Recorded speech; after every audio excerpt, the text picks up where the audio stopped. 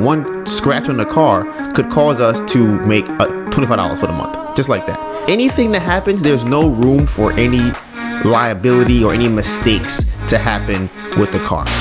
If you posted me on your Instagram and they started wilding in the comments about my skin, like my acne and my spots, I'd probably have to crawl on their rock. You wouldn't care? No, I'd be like, facts. She needs to do more about her skin. The Bamboo Project Podcast starts in 3, 2. Welcome to the Bamboo Project Podcast. I decided I'm going to help create 1,000 millionaires, including myself. And not by being a guru or selling a course, but by doing the things I already love to do every day and documenting the journey to get there. I figure I'll make all the mistakes so you don't have to. My name is Donovan Gray, and this is how I will turn my life into a living. So first, I'd like to start off by giving a shout out to all the people rocking with us and supporting the channel. We really appreciate you. We are currently streaming on all major streaming platforms such as Apple Podcasts, Spotify, Google Podcasts, Anchor, you name it, we on it. And if we not on it, we about to be on it. For everyone listening to this podcast and not watching it, you can find us on YouTube at The Bamboo Project. We have over 380 videos on our channel. You want to learn real estate? We got that. You want cooking tutorials inspired by Dr. Sabi? We got that. You want travel and lifestyle vlogs? Got it. You want makeup and hair growth tutorials? Got it. Basketball? Got it. It's everything us. All the parts of the journey that don't make it to YouTube will be on our story, and you can find me on Instagram at Donovan Gray, DONIVANGRAY, and my phenomenal, beautiful, amazing girlfriend Anita Byrne, ANETABURN. We made different playlists for all the things we're into, and we put the links in the description box below. This may be your first time here, and if it is, welcome to the family. But for everyone else, this is chapter 2, page 81. This podcast has 4 segments. We have the life update, we have episode playback, we have Donovan's questions, and we have the topics of the day. All video and audio timestamps will be in the description box below. Today's date is October 5th, and it is 12:17 p.m. It's good timing. So before I get to the life update, I want to do a screen time check so I know how much time I spent on my phone this week. If I went up, if I went down. I'm pretty sure if I had to guess, I'm going to say it probably went up. Definitely went up. All right. So, wow, it went down. I don't know how that happened. Okay. So,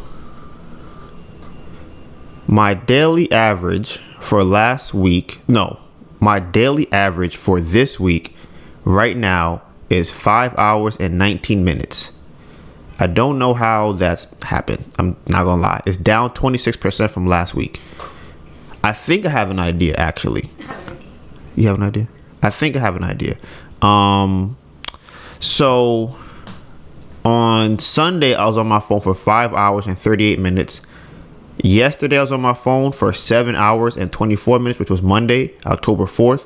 And then Tuesday, October 5th, which is today, I've been on my phone for 2 hours and 55 minutes. So let's see what I've been doing on my phone for that time. I want to see Monday. So Sunday, I was on YouTube for an hour and 22 minutes. I was on Safari for an hour and 5 minutes, and I was on Instagram for 53 minutes, which is good. But I picked up my phone 155 times, which I think is insane. That's very high. Let me look at yesterday, which was 7 hours and 24 minutes.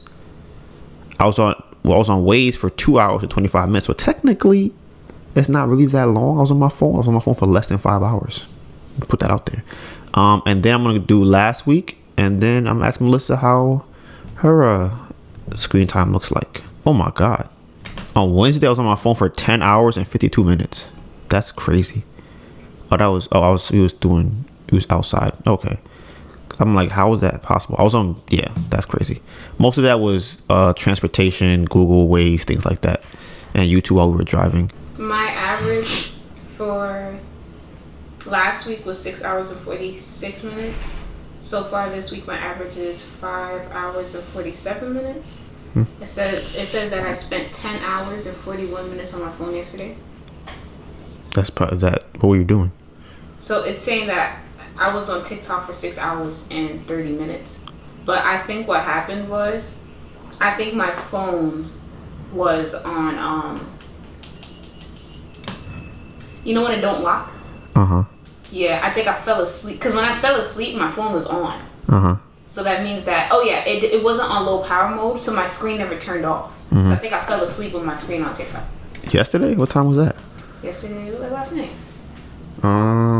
Okay. Yeah, I think that's what happened because it says 12 a.m. It says from 12 a.m. to 6 a.m. I was on TikTok for nonstop. That's a long time to be on TikTok. All right, so got a couple interesting things I feel like I want to talk about today for Life Update. The first thing that I'm going to be talking about is the title, which is listing a car on Turo. We have not listed the car yet on Turo. There are a couple of things that we have to do and several things that we did do that we now kind of have to redo. So one of the most important things that I feel like I've learned this week as far as Turo goes is how much money they take from you to use on the platform.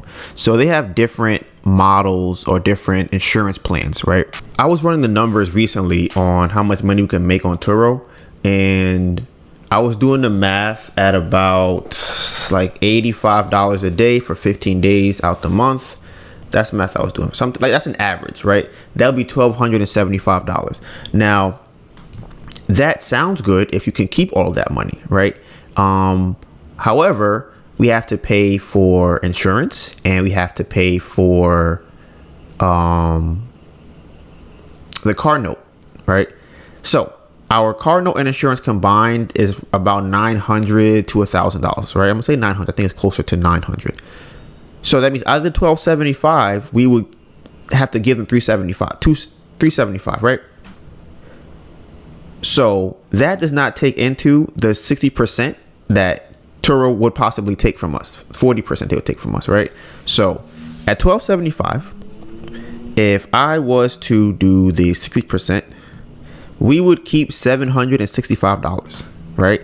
That does not cover the car payment. That does not cover the insurance. That does not cover gas or any other miscellaneous expenses that we would have. So recently, I was making a video on how I figured out what car I wanted to use for Turo, and that's when I realized that they have different plans for Turo depending on which you're going. If you're doing that, like they have a 60% plan, 70%, I think 75, 80, 85, and I believe 90, right? And the difference with each plan is how much coverage you get for your insurance. So with the 60/40 plan, which is what we would have, or we probably would get because we were new or are new, they would cover any scratches that the car gets. They would also only have us pay, I believe, maybe $100 deductible, which means that if the car was to get damaged, we would only pay $100 and they would cover everything else. The higher you go up in that plan, the higher your deductible is. So let's say that the car was actually getting damaged, right? Something happened to it, got totaled or whatever, or got into an accident. We would have to pay at the 90% plan. We would have to pay $2,500 to fix the car, or to give it to them, and then have them replace the car for us. So we would keep 90% of it, but now you look at it like this: if something happens to the car, you have to pay $2,500. So if something happens to the car the first month, or even the second month, $2,500 will probably eclipse the whole amount that the car cost or made us that month. That's the first issue, right? The second issue is that it does not cover scratches. So if somebody backs up and dings a car on a pole, right? Let's say that's a $200 to get it fixed at a car auto repair shop. That $200 goes on top of the money that we would have made, or would be reduced from the money that we would be making that month. So if we're making $1,275, right, and we got $200 repair that we need to get, plus we have the insurance and we have the car note, we already at $1,200. So just like that off the top, one accident, or not even an accident, one scratch on the car could cause us to make $25 for the month, just like that. Now, God forbid there's 2 scratches on the car, or somebody gets into anything else, anything that happens, there's no room for any liability or any mistakes to happen with the car. So we've been trying to figure out, okay, what would be the best way to go about insuring the car, right? So we had different insurances. I talked about this before, and we kept getting lower insurance quotes, which is great. The lowest we got so far is like 261 or 281, something like that. So recently, I talked about, I call him my doppelganger. I don't remember if I talked about him on the podcast or not, but it's pretty much a person. I was scrolling Instagram one day and he came up on my Explore page. He's a black guy. He used to live in Atlanta, then he moved to Philadelphia. He does real estate, he does Turo and Airbnb, and he has a wife who he's documenting the stuff with on social media. So I just thought it was very interesting because I had saw his house first on my Explore page, and I thought it was our house or just a house similar to ours because it was in Philadelphia. So I just hit him up like, yo, I just think it's crazy, this is funny, that we actually are doing a lot of the same stuff, whatever. So we've kind of been talking through our stories about what we post and real estate questions here and there that we ask each other, whatnot. So recently, like I said, he has a Turo. He has 3 cars on Turo, I believe, and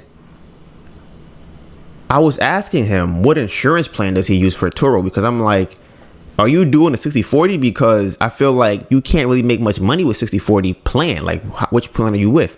So he told me that he's doing the commercial host plan. Now, the commercial host plan, I believe honestly, I don't think Turo takes anything from you, because no, they probably take, I think it's 90%. Yeah, it's 92.5% that Turo would you would keep from that. So that means Turo would take 7.5% to keep for themselves. So I asked him, like, yo, which insurance you use? He told me to use a commercial one. And then he told me the name of it. I'm like, oh, that's crazy. Because in New York, honestly, you can't even do Turo in New York without a commercial license, without commercial insurance. So as you guys know, we have to put our car in New Jersey. So can we get commercial insurance we can do here? Yeah. I mean, I don't know who books cars on Turo here. That's the only thing. So that would be where we are at with that, right? So he said that to me. So then after that, he told me, he's like, yeah, I want to read the text verbatim because I have a very big problem with this and I don't know how I should handle it, right? Or I did not know how I was going to handle it. I was still trying to process what my decision was going to be. But he said to me, all right, I'm gonna read the messages, okay? I said, we just switched to Esurance from Liberty, and yeah, I've just been doing my own research. Okay, actually, I'm gonna go to before that. He said, what insurance are you using? Have you taken a course on Turo or doing your own research? I said, we just switched to Esurance from Liberty, and yeah, I've just been doing my own research. Which insurance plan do you go with on Turo? That's what I asked him. He said, commercial. He said, check out ABI. He said, you may have to own the car in your business though. So then he said that period X is for ride sharing, and followed that up by saying this. If you want the full course on how to get the vehicles and how to run the Turo John, check the link in my bio. I highly recommend it. Right? Now, the reason why I have a problem with this is because he's been doing Turo for like 3 months, 4 months maybe. All right, I asked him, how long have you been doing Turo? He said a few months. I have a very big issue with courses. I don't mind people making courses. What I don't like is when people go out, buy one house, go out, get one deal, get one car on Turo. They made $5,000 in 1 month, and now they feel like they should have a course on these things. So I was immediately turned off just by the fact that he sent that to me. Now, if y'all know from back in the day, I don't know how old you guys are who listen to this, but back when there was like sidekicks and whatnot, back about AIM time, right? I don't know if y'all did this. This is what I would do. I feel like other people did this too because they would say it to me. You can tell how somebody is feeling based off their text messages, right? Now, depending on how deep you want to go, you can really check to see how they are feeling about the text messages, right? So for me, one of those things that I notice is the period at the end of a sentence, right? because a lot of people don't put a period at the end of the sentences. When they're just casually talking, they don't write a period, right? But at the end of that message, he wrote a period. So now here's the thing. I would have to go and check to see, is he the kind of person that normally puts periods at the end of the sentence? So I scrolled up a little bit, and I'm like, nah, he doesn't, right? So how I interpret that is this. There's some funny business going on with you asking me to pay for your course, right? Because I feel like you felt uncomfortable asking me to pay for your course. And there's probably a reason why. You were trying to sell me on your course that is $197 when you've only been doing Turo for 3 or 4 months. I have a very big issue with that, right? And my thing is this. I was not looking to be mentored by him for Turo. I didn't even ask any question that I felt was a personal question in terms of how to run the business. I wanted to know, which plan are you using for your Turo? Because you have, I'm about to do this 60-40, whatever. I'm like, are you surviving on 60-40? So I've been kind of mulling over the last 3 days because I'm just like, I don't know how to respond to this. I'm trying to think, what outcome do I want from this? That's what I always tell myself when I have a situation like this, or when I don't know what to say to somebody. I always go, okay, what outcome do I want from this? Or what outcome am I okay with? What the fuck? Bro, just email after email after email. So I had to ask myself, okay, do you want to continue a relationship with this person? Do you not care if you ever talk again? Is it strictly business? Now that he's presented this as a business, he wants to sell you something. Should I now treat him as if I was talking to somebody at a flea market trying to sell me something, right? Because we're not friends by any means. We're just people that met on Instagram. We were just talking through social media. So I was like, okay, how do I respond to this? Because my first instinct to be like, bro, you serious? Like, you dead ass? You trying to sell me a course right now, bro? Like, you really trying to sell me a course? But I have to go look at his perspective.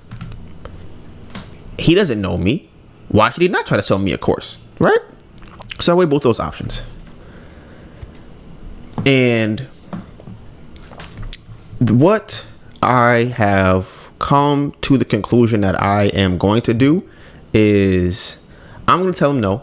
I'm like, nah, bro, I'm good on that course thing. And I'm explaining to him why I feel uncomfortable paying for a course when you have been doing it for 3 months. It feels like a money grab to me. I'd rather not be involved in that. That's what I'm going to say, right? Now, the reason I came to this conclusion is because earlier in the week, we went and got the car detailed, right? There are signs that I feel like I see from people, but I always try to give people the benefit of the doubt, right? And honestly, I want to say about 90% of the time, when I give somebody the benefit of the doubt, it's usually wrong. Like, they usually do what I think they wouldn't do, and they do it, right? Especially when it comes to like sales and things like that. But I always try to go, you know what? People are raised differently. People act differently. Everybody has different personalities. Let me just, ignore. I don't know how they were brought up. It doesn't mean that they are shady or not qualified or manipulative. So I took the car to the to the car detailing place, right? Now, there's a couple of issues that I have with this.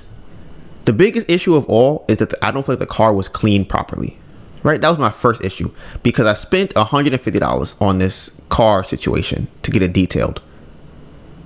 And when I got there, this is not in any particular order right now. When I got there, I'm walking around the car and I'm looking at different things, and I'm like, okay, this in the back seat does not look like it was really cleaned. He's like, oh yeah, that those are just wires that somebody else had in the car, I think, and then it got stuck inside of the fabric. I'm like, okay. He's like, yeah, man. Then there were some stains on the seat. I couldn't get it out. It seems like those are chemical stains based off of somebody else who tried to clean the car and they stained the seats. I'm like, okay. So I said, what about the roof over here? He's like, yeah, man, the same thing. It's the stains. I tried to get it out. I sprayed it, right? So I'm like, okay. So here was the big thing for me. I saw or knew there was some type of material or liquid underneath that middle seat, the middle area between both of the front seats, right? and it looked like, I don't know what could have been. It could have been mustard. I don't know what it was. It was just some type of substance. I'm gonna call it a substance. So that was my main thing, because when we got the car, I'm like, if this is here, that means nobody cleaned this car. Like, y'all didn't really clean the car. There's no way y'all missed this. Like, how did y'all miss this substance? It's not small, here in this spot. So I opened it up, and lo and behold, the substance is still there. So I go, okay, this is ridiculous. I'm like, how did you clean this if this is still here? Oh man, I didn't even see that. I just threw the receipts in there. I saw the receipts. I'm just cleaning right now, right?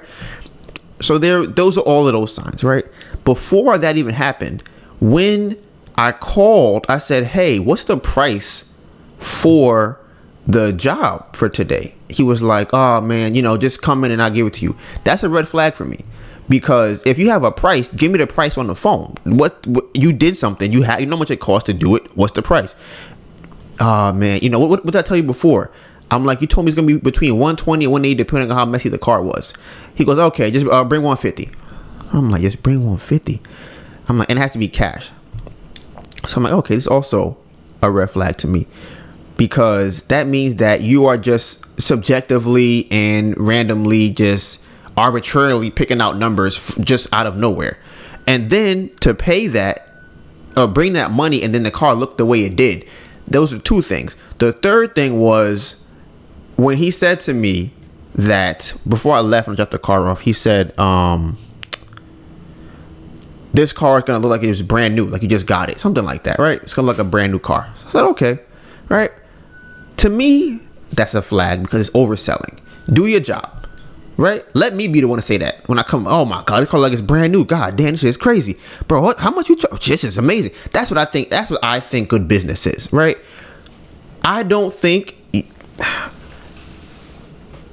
that's what I think good business is. So these are signs that I see where I go, this don't seem right to me. And then I get the product back, which is the car being fixed, and then that's what happens. Now this happens multiple times where I look at something, I go, I don't really think I should do that, or I don't know, and I'll just ignore it because I figure everybody's life is different. Everybody wasn't raised the same. Everybody does not have to think the way that I think. But like I said, I have been mulling over what I was going to do about this. So before the podcast started, I saw a video from Robert Greene. He is the author of 33 Strategies of War. He's also the author of the 48 Laws of Power and several other books in that field, right? And one of the video of the clip was about being too nice, right? And he was saying that the reason you have to be able to play hardball is because other people are going to try to manipulate you, and you cannot allow them to do that. So that's the reason why you have to be able to play hardball. He said you do not always have to do it, but you have to be able to do it. And I go, okay, that solidified it for me, because I'm like, look, my goal now is to try and stay as true to me not giving people the benefit of the doubt, because it seems as though it's not deserved, right? So if I start to get a weird feeling about somebody or something, I'm just gonna be like, nah, I don't care how small it. No, I'm not dealing with it. So for this situation, I'm gonna do the same thing. It's going to be, yeah, bro, I'm not doing that, because your course is 3 months old. It's like a money grab to me, and I feel like you're selling me by telling me, you using the words like John. I never heard you say John in all messages before, and now this John about to be, what did he say? This John is, let me check if I got this right. It sounded like he copied and pasted the marketing sales for this course and sent it to me. If you want the full course on how to get the vehicles and how to run the Turo, John, check the link in my bio. I highly recommend it. I'm like, bro, nah, I'm good. Like, I'm good on that.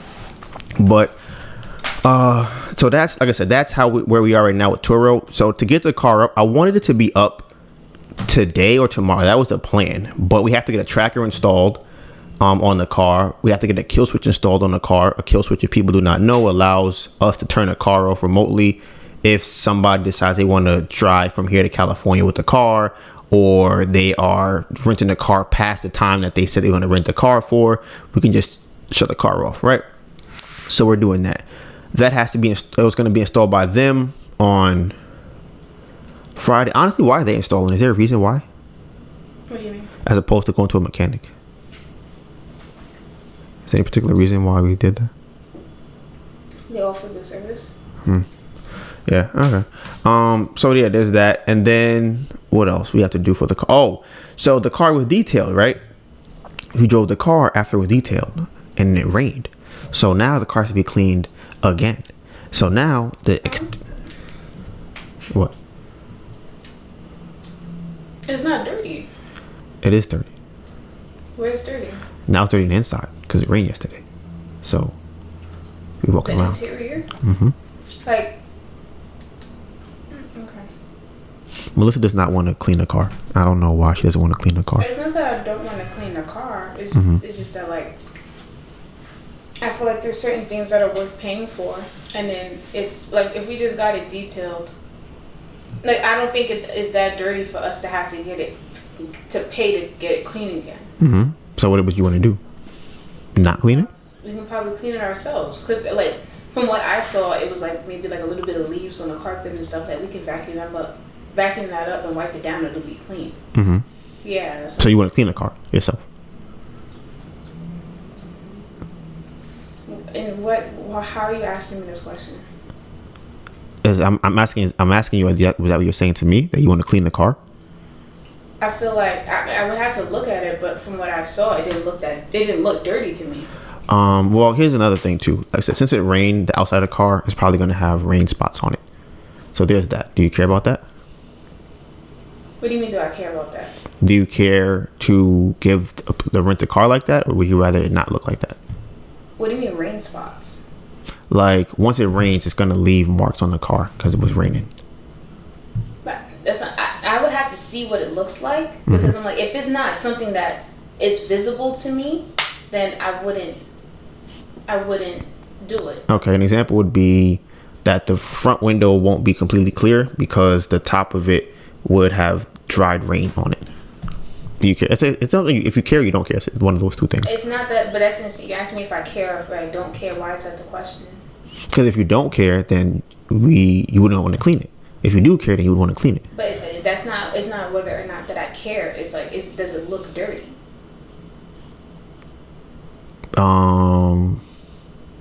Because when I think of dirty, I think like it's mud on the car and this stuff like that. Like rain spots, I'm not even really sure what that looks like. But if that's something that I could wipe myself without having to pay for it to get cleaned, I'll do that. Okay. And then the other thing would be the cat hair and the carpet. Because now, like I said, from the mud from us walking around. I don't know if you were walking around in the rain. I have this mud from my boots in the car. Well, from what? It rained yesterday. Who ran? It rained yesterday. But what mud did you step in? Dirt. Dirt outside. It's dirt and water. Because I'm like, that's how I'm confused, because when I think of what you're saying, I'm thinking of like actual like mud in the car. But we stepped on pavement. So like there wasn't any dirt around for us to get mud in the car. From all I saw, because you're saying that it's on your side, so I didn't see your side. My side only had like leaves. So I'm like, I can vacuum that up. But I didn't, like, you didn't really leave the car. So that's why I'm confused as to how mud got in the car. It's probably from yesterday when I went to license plate holder. I mean, like I would have to look at it, but I'm concerned because are we gonna get like it detailed and get it cleaned, like pay for it to get cleaned every single time somebody rents it, or every single time? Like, I don't know what your plan is for that. That's what my concern is. My plan is definitely to get it cleaned every time. Detailing is not the same as cleaning, but that's what I was planning to get every time.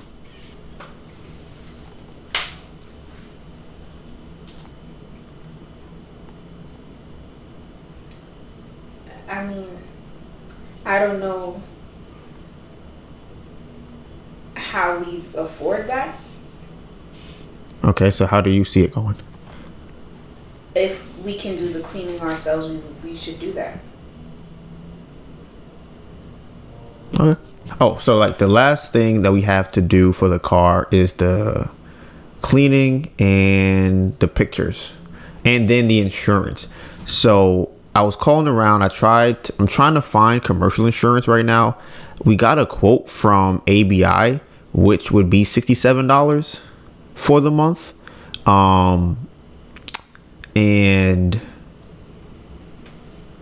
it seems that when I read the quote, it said they would not allow us to rent the car out to somebody else. They wouldn't pay for that. So I don't really know how that works. So when I tried to call them, they never gave me a call back. So I still don't know. I'm just waiting for Allstate to also call me back so they can tell me whether or not they will cover us renting the car out on platforms or just being a car rental company. So that's kind of where we are with that. So like I said, hopefully the car could be rented by Friday. That would be the best. So for next week, I would hope and pray the car's up on Turo, because it's about to be going on 2 weeks now soon. But next week's gonna be 2 weeks, that we had the car, and I would prefer or liked it to have been up like within that same week, so that in case anything was to go wrong, we go return the car. But we've already passed that mark for the car. Next thing on life update is I have been, since we had the car now, right? We've been driving around more. We've been out of the house, going different places, and I ended up playing basketball twice in the last week, right? And the first day I played basketball, I was just shooting around by myself, and my legs were getting kind of heavy. I was not expecting when I jump for my legs to hurt, and I'm just talking about like shooting by myself, nobody around, barely jumping off the floor. I could feel the weight of my legs. I was like, oh, this is different. Like, my legs should not be this sore after this. So I played, I think I played like one game that day. No, we played 2 games that day. We played 2 games. We won the first one and lost the second one. So when we were leaving, right, Melissa asked me a question. She was like, hey, do you think you're the oldest person there? And I was like, damn, that's a question now. Because I'm like, I might be the oldest person when I play basketball now. And it just dawned on me that out of nowhere, like over the last it just happened like 3 years, I went from being like the average age player in the park to like, damn, bro, you might be the oldest. And like, it was happening before. Like I was phasing out to be like, people were calling me older. The people in the park were like 19, 20, 21. But at 24 years old, it's still kind of like, he's older than us, but he's not an old head. Now I'm 27 and the people I'm playing with are like 19, 20 years old. That's like an 8-year difference. That means when I was 8, they wasn't born. When I was 10, they was 2. So this is a big age gap. So another thing that I noticed at the park too, or I think everybody else also noticed, is that I have gained some weight. Now, I don't know these people in the park, but they made it very apparent to let me know that when I set a screen, I am a brick wall, right? Now, that's not something that I'm used to, because I'm normally around like 165 to 185 in weight. Again, we have an 8-year age difference between me and them. So not only do I have my 205 pound body, I also now have grown man strength, right? Because I'm older. So now I set a screen. If you don't know what a screen is, when you stand still and the other player will bring his man to run into you. That's, basketball reference for you guys. Now everybody's like, oh my God, damn, I ran into him. My shoulder hurt. Oh my God, he's so big. Jesus Christ, right? And I'm like, really? I'm like, okay. I'm like, all right. Okay, fine. I'm let it go, because everybody's young here. Everybody here is 20, 21 years old, 22, whatever. Fine, right? So the other day, we go to the park. We were supposed to go ride scooters with my mom and Neffy. And Neffy was practicing for some new marathon where she's running through the 5 boroughs. So she was actually practicing and running through, I believe, Queens. And we were in the park waiting for her to come back. So I went in the park. I decided, you know what? Let me just play some basketball with the guys in the park, get some exercise. I feel good. So I'm in the park, right? And again, another screen comes. I set a screen for somebody else. It seems a very common trend. I set a screen for somebody and they call a moving screen. Now here is more basketball knowledge for you guys. if you set a screen or a pick, the both doors interchangeable, you have to stand completely still. You cannot move, right? If you move, it's called a moving screen, and then the ball goes to the other team. You can't do that, right? So the guy was actually setting a screen on me, right? I'm guarding one of his teammates. He set a screen on me to help his own teammate out. So I start to go through the screen, which means to try and get around it. As I do that, he begins to move, which is now a moving screen. So I don't say nothing. My teammate says something about it, right? So I go, oh man, yeah. I'm like, yeah, he was moving, but it is what it is. I wasn't gonna call it. We just playing. It's whatever. So now the dude's like, nah, bro, I wasn't moving. He's just so big. He just ran through me. I'm like, oh God, here we go again with this. He's like, bro, I was trying to stand still. I'm telling you. And then when he went around me, he put his arm out. I fell back. I'm like, oh my God. I'm like, bro, y'all doing a lot. Y'all really doing a lot now. Okay. So then he comes to me. He's like, bro, how could I not move? I'm 160 pounds. Like, I'm so, mind you, he's 160 pounds. I just told you was what my more or less life weight was, between 160 and 185, right? So once I heard him say that, I'm like, damn, he actually how much I weigh. So I started walking off. I started trying to, scoot out of there. As I'm walking away, like, yo, how much you weigh, bro? How much you weigh? And I'm like, looking away, like, yeah, yeah, man. So, y'all ready to go back? Yeah, you want the ball? How you want to do this, right? Like, yo, bro, somebody else comes over. Yo, how much you weigh? Now, two people asking me this, right? So I'm like, yeah, I'm like 200. They're like, you got 40 pounds on me, bro. How I'm not gonna move when you hit me? I'm like, okay. So then, here's the thing that I thought was the funniest to me. So I'm like, yeah, I'm like 200. He's like 200 flat. I'm like, nah, I'm like, like 200, 205. He's like, yeah, you probably close to 205, right? I'm like, it depends on the day. I could be 205 if I went to the bathroom or not. It depends on how I'm feeling that day. But I think it's just hilarious because now when I set a screen or I go through somebody, I'm the big dude on the court. And I think it's also funny because Melissa said that I don't look much different on the court. However, all the clothes I'm wearing are like two sizes up from what I've been wearing over the last like several months. Actually, last year, right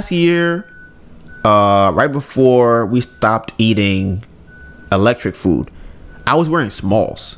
I have like a bunch of plain black shirts that I have, and I used to wear a small last year. So now I wear a large, and the large still a little snug. Like it looked comfortable on me. It's like if I'm standing still, you can see my stomach. If I'm running around, you can't really see my stomach. But one of the reasons why I brought this up, other than the fact that people have been calling me fat the whole week, is this. After I played basketball, right, I felt good. I felt really good. And I made a comment where I said to Melissa that my body feels like it's smiling, right? And I just thought it was a very odd choice of words to use to describe how I was feeling. But that's, my body just felt like it had a smile on it. So yesterday we were in the car listening to a podcast about a psychiatrist, and he was talking about how the brain works, and he was explaining how different activities affect how your brain grows and what it looks like when they get scanned. And it made me think about it because I believe that the reason why I chose to use those words is because the same chemicals that get released when you smile probably get released when you exercise. So because I haven't exercised in so long, I think that was the closest thing my readily available for my communication would be that my body feels like it's smiling, because I haven't really exercised, haven't run. Like I don't run, I don't jog, I don't really briskly walk other than to the bathroom or to get apple turnovers. That's pretty much it. I'm not really moving around that much.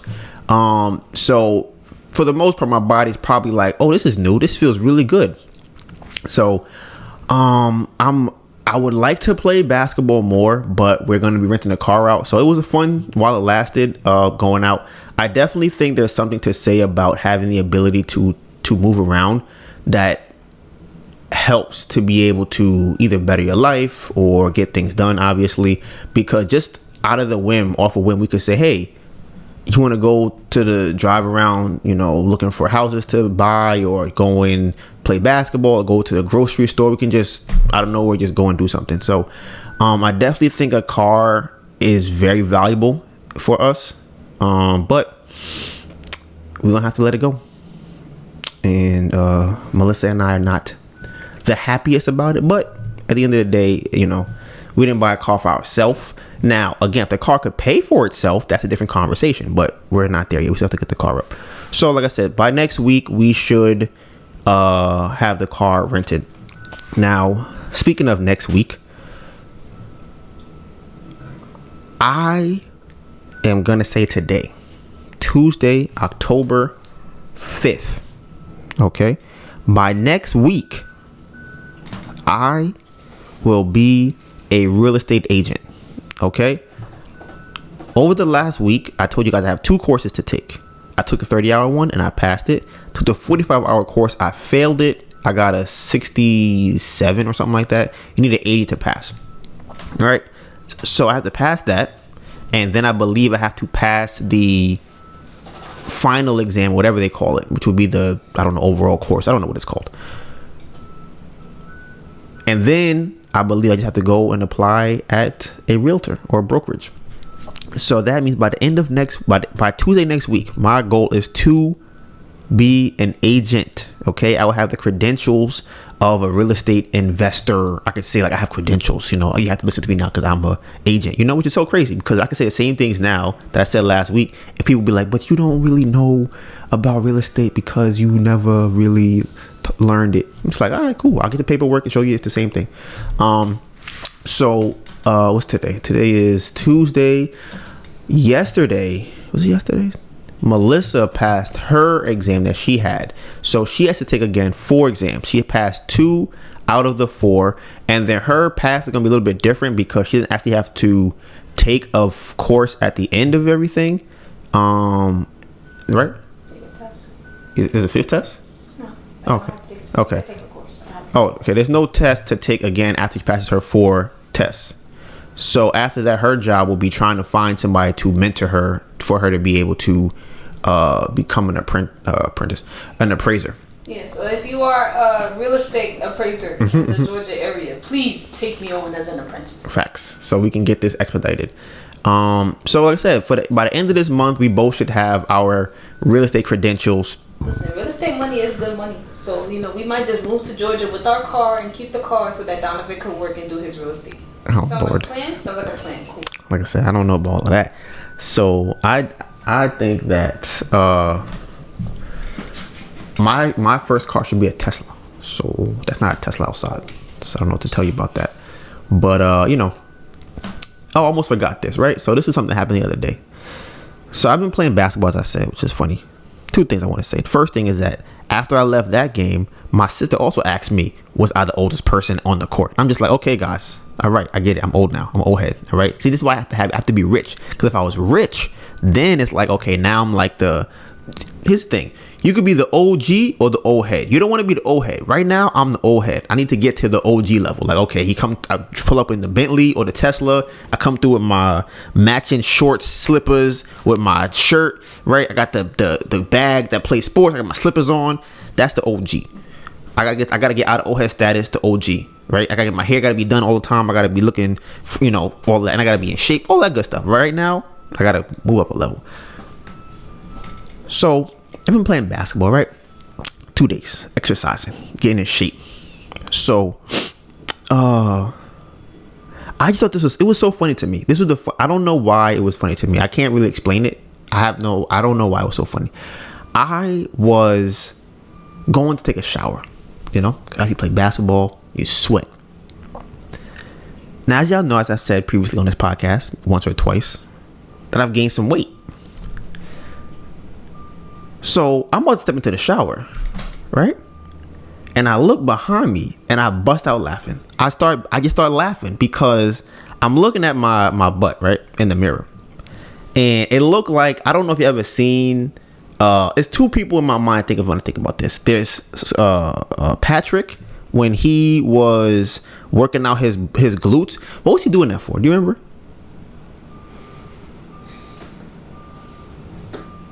Yeah, it wasn't for any particular reason. He was just doing bun crunches while he was sleeping. That's hilarious. So I felt like that, and I also felt like I think there was a bubble version of them that did that too, right? And I really thought, I didn't think it looked like I had a BBL. It's the fun, and every time I would get to go in the shower, I would just start laughing because a lot of girls will say, "Oh, guys have athletic butts, or guys have really nice butts, or whatever the case might be," right?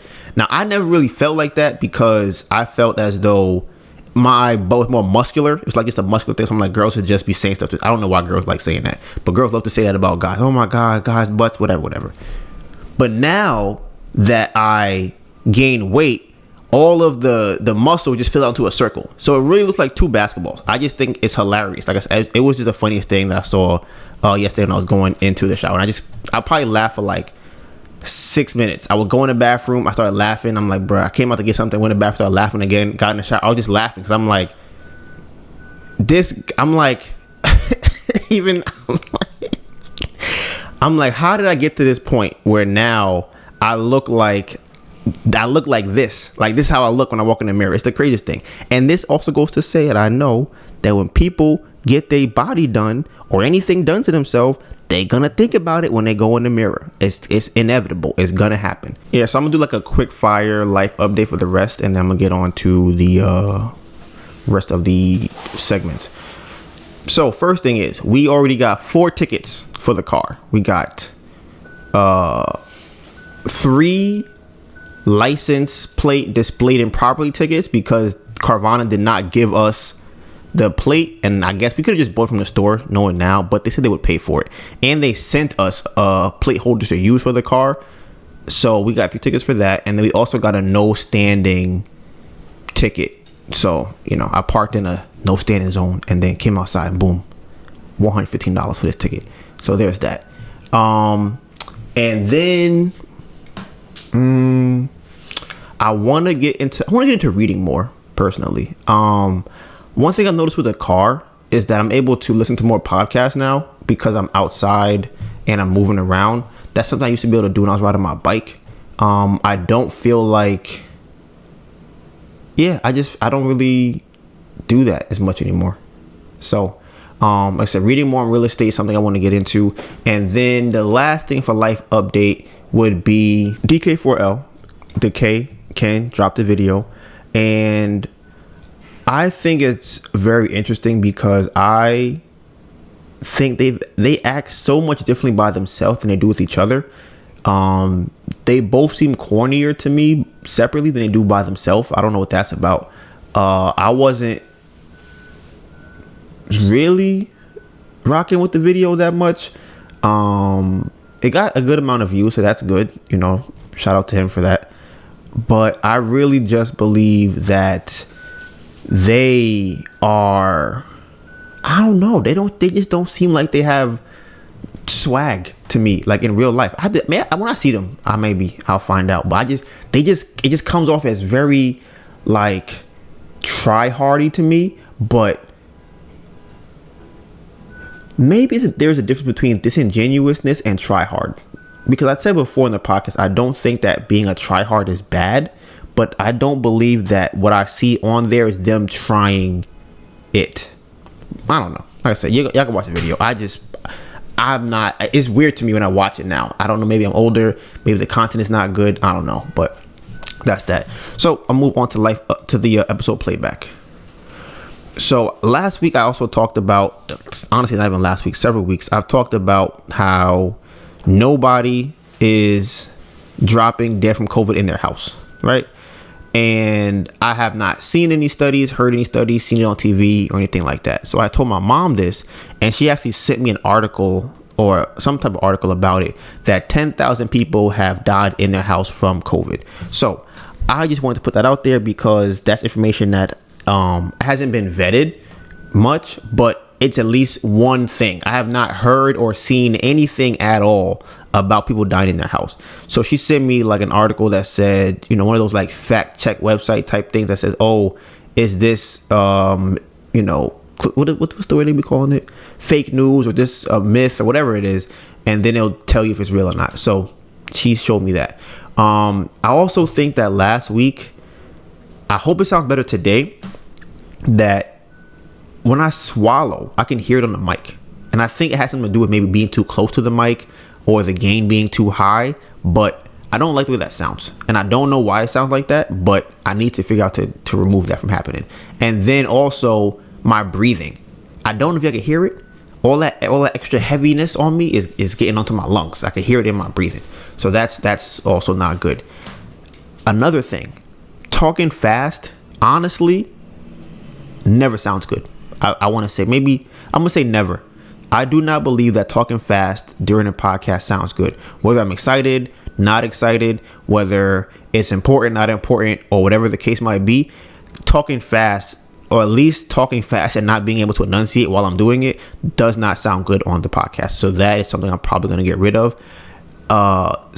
Saying right after I finish saying something, that is another idiosyncrasy that I want to get rid of, because I think that it's filler language, and I'd rather filler and fluff. I'd rather be able to cohesively connect two different sentences without having to say right between both of them to get to my next thought. That's what I would like to say. And then I would also like to have the confidence to be able to, after I finish a sentence, take a deep breath and then say something else, as opposed to saying right.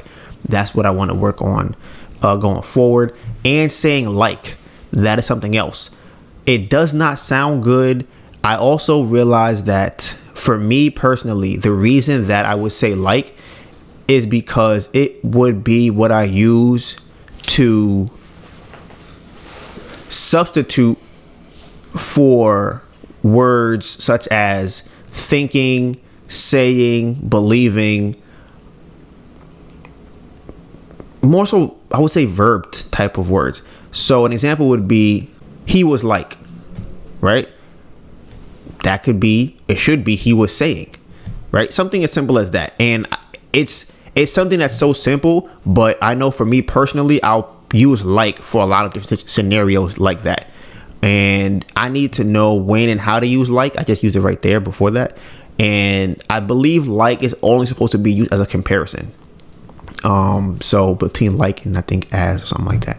I'm not an English major, but still working on my speaking. The Carvana story last week, the flow of it didn't sound very good. I think today's flow was a little bit better. But the fact that we're at 46 minutes already, I would say probably went a little long with what I was talking about before. So I have to remember in my head, beginning, middle, end, beginning, middle, end, and then in there, have some more of personality in between there. Oh, like I said earlier, Earlier, I said that talking fast does not sound good pretty much at all. So last week and the weeks subsequent to that, I've been trying to talk a lot slower during the intro, and to my surprise, it sounds a lot better. I thought it would not sound as good, but I was able to listen to it and it sounded like an actual intro to a podcast. So I appreciate the effort that I saw from myself in the podcast and last week's intro. And the last thing for the life update was the Voodoo thing. About two of those, not life update, episode playback, would be the Voodoo thing. That's the first one. My mom said that first of all, the lady, she does not think it was voodoo from the lady. She thinks it was just her being a weirdo. That's what she said. I talked to one of my family members, and they know somebody that deals in the voodoo space, or knows of people that deal in the voodoo space. So they gave me the number to talk to somebody about that.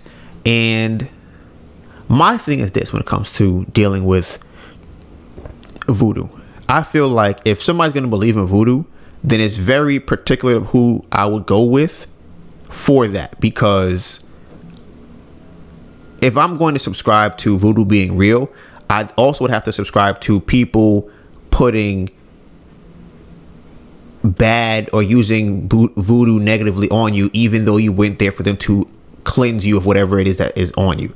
So that's something I've had an issue with. I'm like, I do not know if I would go. I do not know how I would be able to tell what's going on, if they're doing it the right way, the wrong way. So I'm still skeptical on what that would be. She was telling me about an actual cleanse, that she had a friend that got cleansed from it or through this person, and her hair stopped falling out, and she was able to get a boyfriend. So those are the things that she was at the time not being able to get, and once she was cleansed, those things went away. See, according to my family member, this person, their hair was like getting patchy and falling out like she had alopecia. So that has stopped after they got cleansed. So, there's that. Now move on to the topics of the day. First thing I want to say is kind of something I read in an article recently about a pill for COVID. And I do not remember if anybody here has heard me talk about this before in the podcast, or if you remember me talking about it, because I know a lot of people are new. I thought they would drop a pill for COVID, which I think is it's strange depending on why you think that we have vaccines for COVID in the first place. But I don't think it's that strange if I think that it's a money play, because I think that it would be hard to convince people to have to get a vaccine once a week or once a month. I think that becomes a lot harder. However, I believe that if you are able to take a pill for it, it will be a lot easier to get people to take a pill more frequently than they would get the vaccine. Now, my thing would be this. I don't even know. I've never heard of vaccines that can be put into pill form. I'm not saying it doesn't exist. I just have never heard of that. I'm just going to Google it real quick, see if anything comes up. They're saying that the pill is for people who already had COVID. And the pills are not a booster or complement to the vaccine and aren't connected with its effectiveness. The drug currently going through trials is used to treat non-hospitalized adults with COVID-19. I don't know of I didn't see any articles about it as that quick search of other vaccines that are. It's not a vaccine then. I don't know what it is. It's supposed to be something that you take to reduce your symptoms of corona or COVID, according to that article. So I'm gonna look more into it over this week, going to next week's podcast, because I want to know more about what the reason for this is, and I don't know why. I guess you call it a COVID pill. What I'm thinking about now is, would it help with your symptoms of COVID, or is it supposed to help you with the COVID virus itself? Because if you're going to give me something that helps with symptoms of COVID, then that's not necessarily a COVID pill. It's just a pill that helps me with, let's say, my breathing or my rash or my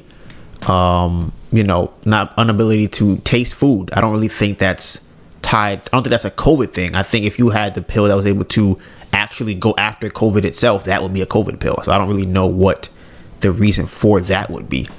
So that's interesting. This is a thought I've had for a while, obviously, since we've been doing social media and whatnot. Is I personally don't understand why people want to have private lives. I don't think everybody should have a private life. They don't want to have it. But I always ask myself, what is it why do you want things to be private? Like, why are you purposefully trying to keep it private? I'm curious. What do you think? You have a reason for that? Why do you think people do that? For what?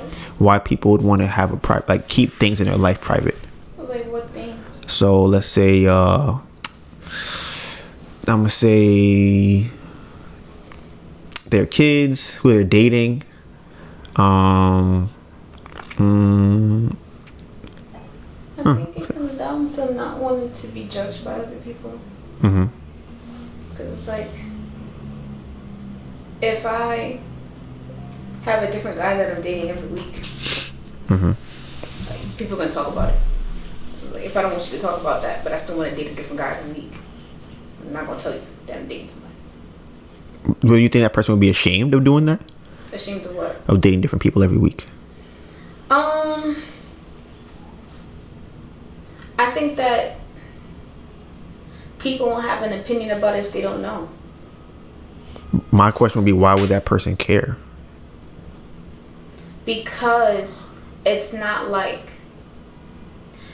because then you have to also think about what their interaction will be like, whether that's going to be on social media or going to be in person. Like, are you going to make a comment now? Are you going to say something? Like, are you going to go, ooh, do you want to talk to that guy over there? You know, people respond based off of the information that they know about you or think they know about you, and they don't know why you're talking to different guys or whatever. They all could have cheated on you, could have stolen your money, robbed you, something like that, you know, but they don't look at that. Or even if they do, it'll just be like, oh, well, what were you doing that attracts these people, you know? It turns into kind of being like scrutinized. My question is, what's wrong with that? Because this is my thing. I feel like if a person is not ashamed of what is that they're doing, why are they hiding it? Because if it was something that was positive, I don't know if they'd want to hide it. It depends on, I think it depends on how you feel about whatever it is that's happening. Mm-hmm. Because if you already feel bad at the fact that you can't have kids or you can't, like, there's just different things that, like, let's say that you're walking down the street and having a regular day, somebody makes a comment on that, and now that thing bothers you personally. It's not necessarily about being ashamed of it, but it's something that you don't like or you feel a way about yourself. So then to have people outside of the situation then speak on it or maybe bring it up when you're not thinking about it, it's not pleasant. I don't think somebody would want to go through that. But that sounds like they would be ashamed of it still. It's not necessarily shameful. Like I don't think it's being ashamed of it. Mm-hmm. I think it's more so like that's something that makes me uncomfortable. Like, why are you asking me that? Why are you talking about this? I don't want to talk about it. But that would be my thing. Why does it make you uncomfortable? Because it's something that the person is currently going through and maybe doesn't want to have to take in your thoughts and all, you know, kind of interact with whatever's happening in that way when they're still trying to figure it out.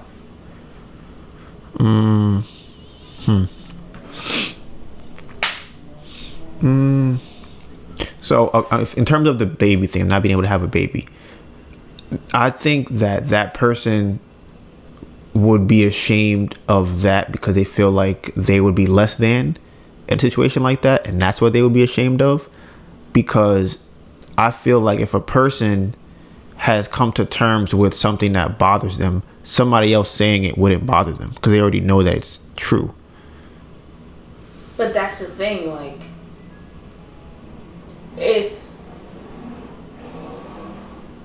you can still feel negatively about the thing, mm-hmm. even if you come to terms with it.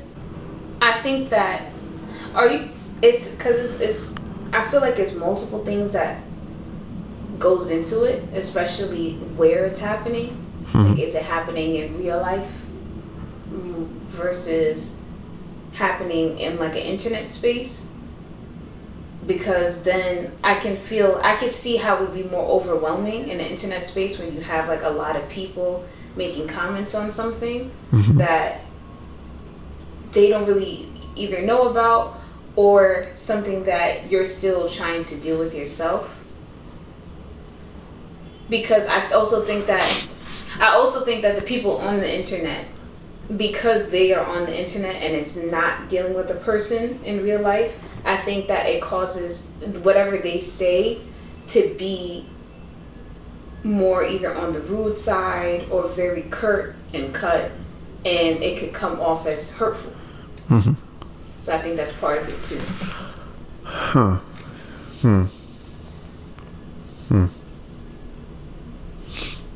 Because there's people out there that be like, oh, that's a double homicide. Like, you know, so it's like. But I feel like that means you feel bad about the thing. I feel like that wouldn't affect you if you was like, some okay. People will feel bad if they can't, like, that's what I'm saying. Like, if you already don't feel good about your situation and then to have to put it out there and then be in a situation like where you're vulnerable to what everybody is either thinking or saying about it. Why would you want that? But I think there's the step that you jumped over is, why do you feel bad about that? You're saying that you feel bad, but there's a reason why you feel bad. Because maybe like you want this thing and you can't get it, or you don't understand why it's not happening for you.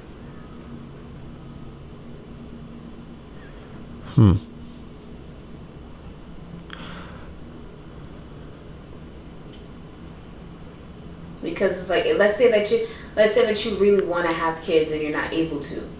Like, you're not able to either carry to term, or whatever pregnancies you did have, it just never worked out. Like, because you also have to think about the time that was spent carrying and, you know, preparing, and then now it's gone. Has it happened multiple times? Even if it only happens once, it's then to have people either question you about it, or be like, well, did you try this? Did you try that? Or, you know, be like, oh, well, you know, it seems like you can't, you know, that I feel like it's not necessarily I don't think it's like a shame thing. Like, I'm ashamed to tell you this. This is a sensitive topic for me that I don't want to talk about.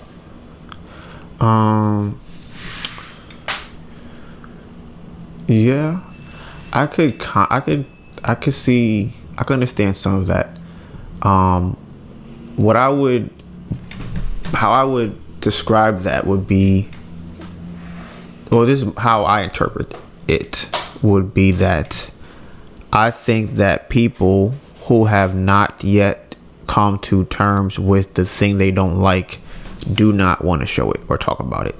I think that those are the people that would want to hide certain things from other people, because, and if we're using not being able to have a kid as an example, if you have not come to terms with it at that point, anybody talking about it negatively would still affect the person. So that's how I would interpret that. What do you think? Yeah, I would agree with that. I mean, it's kind of like it's also like how do you come to terms with that? Do you just kind of like, what is the process of that? Like, would they ever come to terms with that? I think you would have to. And then what's the emphasis of telling people? Why would they have to put that out there? I don't think it's why they would have to put it out there. I think it's, are they proactively not trying to put it out there? I think there's a difference between, it never came up, so I never said anything, as opposed to, no, I'm not going to talk about that.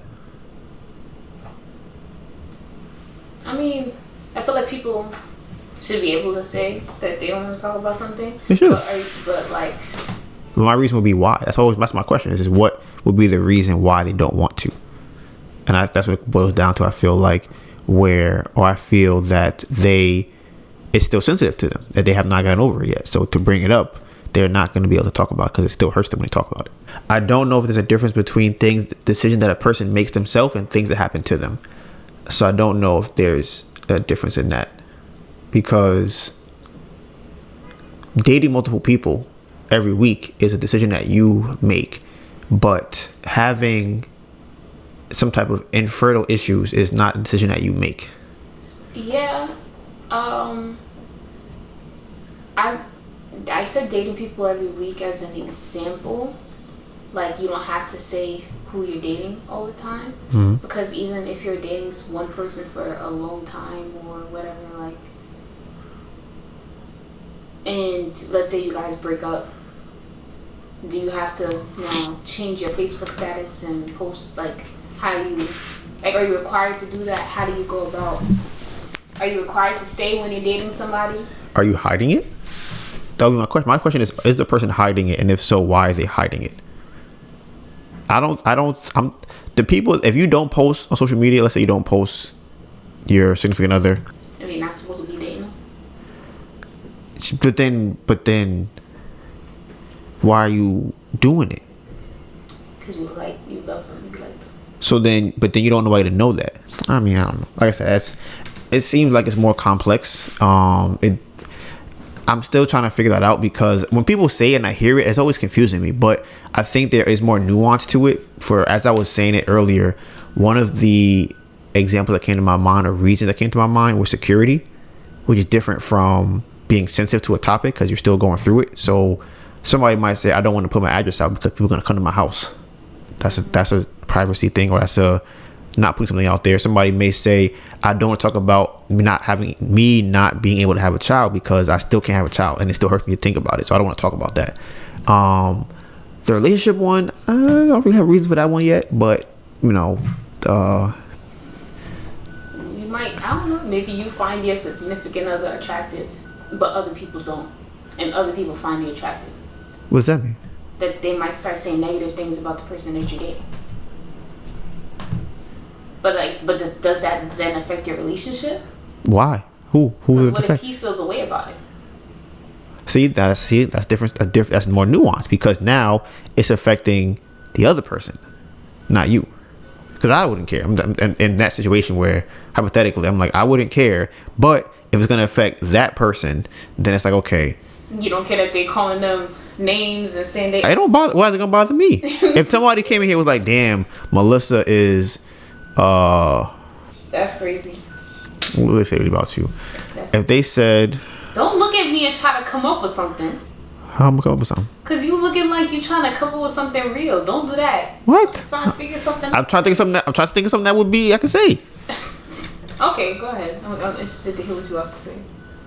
Okay, if somebody said, "Damn, your girlfriend mad tall, bro. She's like a giraffe," I would be like, That's not.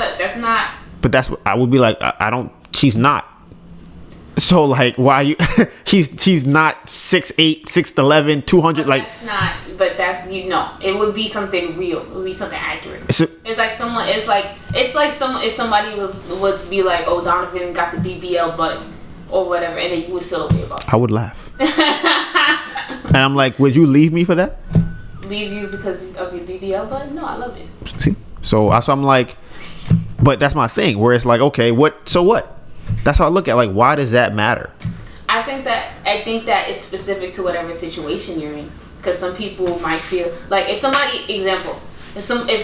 you posted me on your Instagram and they started wilding in the comments about my skin, like my acne and my spots, I probably have to crawl under a rock. But see, that's different, because that's how you feel. I wouldn't care. What? You wouldn't care? No, I'd be like, facts. She needs to do more about her skin. If that was the case. I would be like, I tell her this every day. I'd be like, every day I tell her to go wash your skin or do this or do that. You know what? This is very true.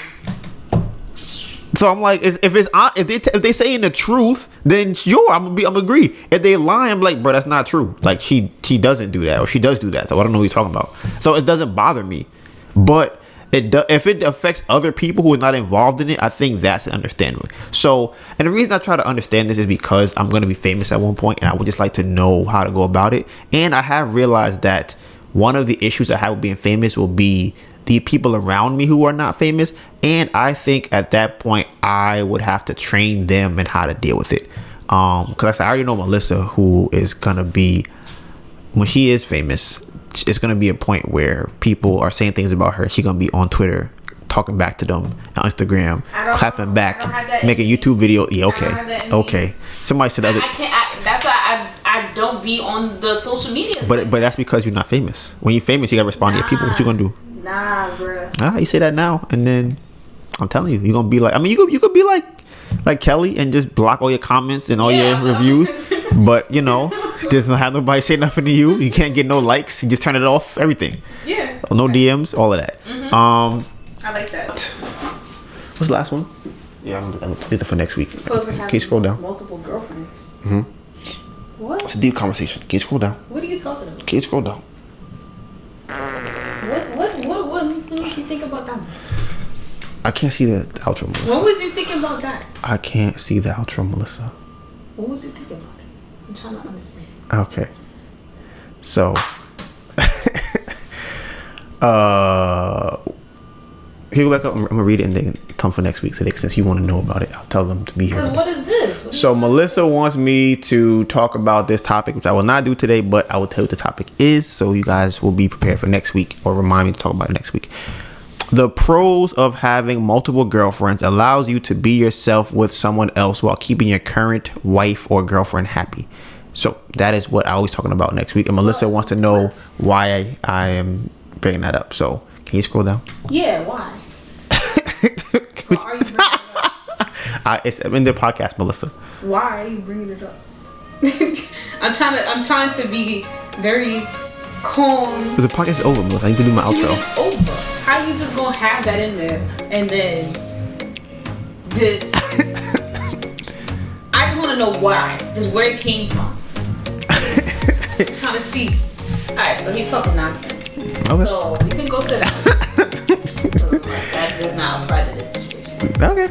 So we'll be back here next Tuesday. All right. You can find all the behind the scenes content on our social medias. Mine is Donovan Gray, DONIVANGRAY, and my phenomenal, beautiful, amazing girlfriend, Anita Byrne, ANETABURN. All right. You know what it is. Hashtag Bamboo Project 2021. We going up all year. You know the vibe. And with that being said, Bamboo Project out.